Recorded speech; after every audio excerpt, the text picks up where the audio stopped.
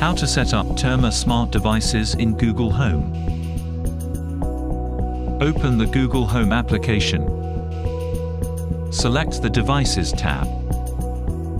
Tap on Add Device. Tap on Works with Google. Use the search field to look for Terma Smart. Tap on Terma Smart. Tap on Continue. Sign in with your Terma Smart credentials.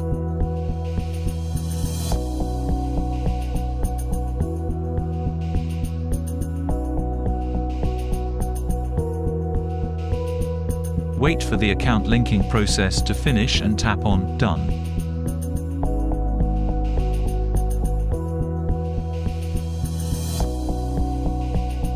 Tap on the backward arrow to return to the devices list. Select a device and tap on it to see its status and controls in Google Home.